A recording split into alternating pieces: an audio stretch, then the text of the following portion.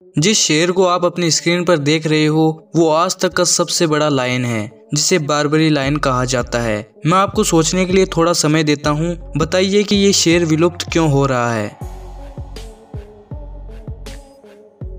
Of course हमारी वजह से। हम इनका शिकार करते हैं, जिसकी वजह से इनकी संख्या लगातार कम हो रही है। लेकिन हम अकेले नहीं हैं जो ऐसा कर रहे हैं। तो आज हम जानेंगे कि क्यों बंदर शेर के बच्चे चुराते हैं और कैसे कुछ इंसानों ने पानी के अंदर रहना सीख लिया है। और इसे देखिए, ये कोई सांप नहीं है। नंबर 1, बहुत से ईगल, बाज और उन जैसे और जो शिकारी पक्षी हैं वो सुबह के ताकतवर शिकारी होते हैं, लेकिन रात में ये भीगी बिल्ली बन जाते हैं और सबसे ताकतवर शिकारी जीव आउल बन जाता है।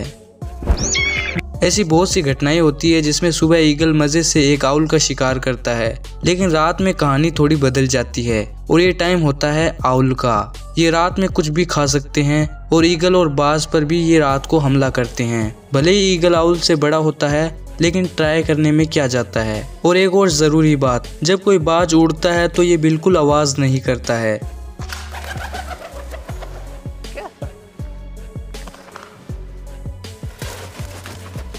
किसी ऐसे हमले से बचना बिल्कुल असंभव है जहां पर आपको अटैक करने वाला ना तो दिखाई दे और ना सुनाई दे। नंबर 2, जैसे कि मैंने आपको शुरुआत में बताया कि शेरों की विलुप्ति का कारण हम हैं, लेकिन हम अकेले नहीं हैं। एक और ऐसा जीव है जो कुछ ऐसा ही करना चाहता है और उसका नाम है बाबून्स, जो कि एक बंदर की प्रजाति है। ये शेरों के बच्चों को चुरा लेते हैं और उसका फिर बिल्कुल अपने बच्चे की तरह ख्याल रखते हैं। अब आप सोच रहे होंगे कि ये असल में ऐसा करते क्यों हैं? तो इसका एक सिंपल सा कारण है और वो है कि लायंस बबून्स का शिकार करते हैं और ये बंदर एक लायन का मुकाबला नहीं कर सकते। तो इसी वजह से उन्होंने इन शेरों से पीछा छुड़ाने के लिए उनके बच्चों को चुराना शुरू कर दिया। ना रहेगा बांस ना बजेगी बांसुरी, ये वैसा ही है। नंबर 3, इमेजिन कीजिए कि आप मछली पकड़ने जा रहे हो और मछली को पकड़ने के लिए चारे के रूप में केकड़े का इस्तेमाल कर रहे हैं। जैसे ही आप उसे पानी में डालते हैं, कोई आपका केकड़ा चुरा लेता है और ये चोरी की है एक ऑक्टोपस ने, जो कि समुद्र में रहने वाला चौथा सबसे इंटेलिजेंट जीव है। इन ऑक्टोपस ने बहुत पहले ही ये सीख लिया था कि शिकार करने की बजाय इन मछुआरों का चारा और जो मछली इन्होंने पकड़ी है उसे ही चुरा लेते हैं। और इस जाल से निकलना भी ऑक्टोपस को अच्छी तरीके से आता है। बहुत पहले ही वैज्ञानिकों ने पता कर लिया था कि जो ये ऑक्टोपस हैं वो बहुत ही इंटेलिजेंट होते हैं। ये जीव किसी भी जार को ओपन कर सकते हैं और समुद्र में पाई जाने वाली चीजों से घर बना सकते हैं। ये चीजें याद भी रख सकते हैं और चोरी भी कर सकते हैं। नंबर 4, डोलोमिडी स्पाइडर को अच्छे से पता है कि कैसे उन्हें अपने शिकार को मिस नहीं करना है, इसलिए ये उन्हें उसी जगह पर खाना पसंद करती है। ये मकड़ी पानी के ऊपर इंतजार करती है अपने शिकार का और जैसे ही इन्हें मछली दिखाई देती है ये तुरंत उस पर झपटा मार लेती है और अपने मजबूत पैरों से उन्हें पकड़ लेती है। और उसकी बात तो आपको पता ही है, एक जहरीला बाइट और काम तमाम।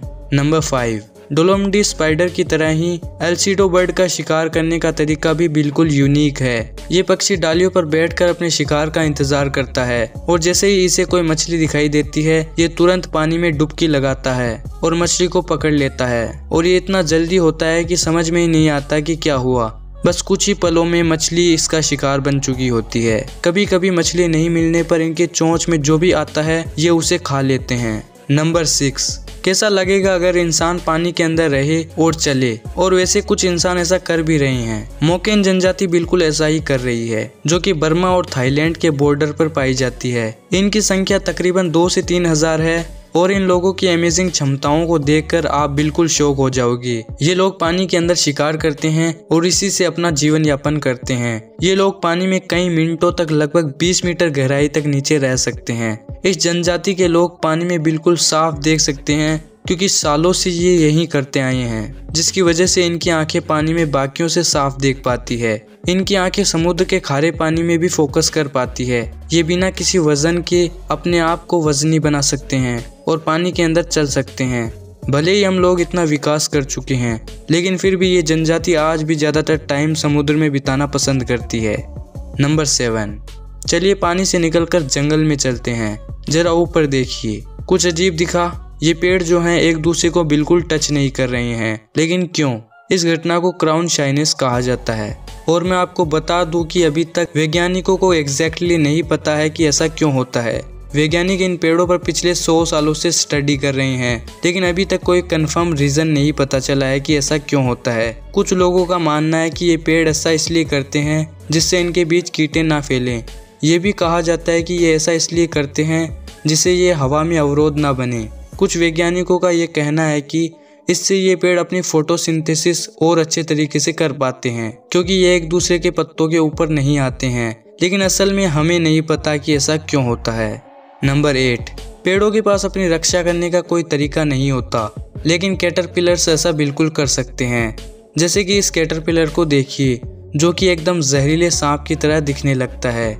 इसे हेमेरोप्लेन्स ट्रिप्टोलेम्स कहा जाता है। जब इन्हें कोई खतरा महसूस होता है तब ये अपने आकार को बड़ा बनाकर बिल्कुल सांप जैसा बन जाते हैं। ये पूरी कोशिश करता है कि ये बिल्कुल सांप जैसा ही लगे, जिसकी वजह से ये शिकार होने से बच पाते हैं। नंबर 9, इस बटरफ्लाई को पेपर्ड मॉथ कहा जाता है। 19वीं सदी में ब्रिटेन में इसका कलर कुछ इस तरह का हुआ करता था, जिसकी वजह से ये पेड़ों में आराम से छुप पाती थी। लेकिन फिर शुरू होती है इंडस्ट्रियल रेवोल्यूशन, जिसकी वजह से पोल्यूशन बढ़ने लगता है, जिससे वनस्पति बहुत ज़्यादा प्रभावित होते हैं और ये उनमें ठीक से छुप नहीं पाते हैं।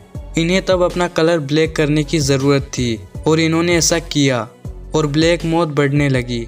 लेकिन तभी हम इंसान पोल्यूशन को कम करने में लग गए, जिसके बाद इनका पहले जैसा कलर हो जाता है। आज भी ब्लैक मॉथ पाई जाती है, लेकिन उनकी संख्या बहुत ज़्यादा कम है। तो ये था आज का वीडियो, लोगों ने कैसे बेवकूफ़ी की वजह से अपनी जान गंवा दी। ये वीडियो हमारा ज़रूर देखिए और इस चैनल को अभी तक सब्सक्राइब नहीं किया तो सब्सक्राइब करके बेल आइकन को ज़रूर दबा दें। Thanks for watching.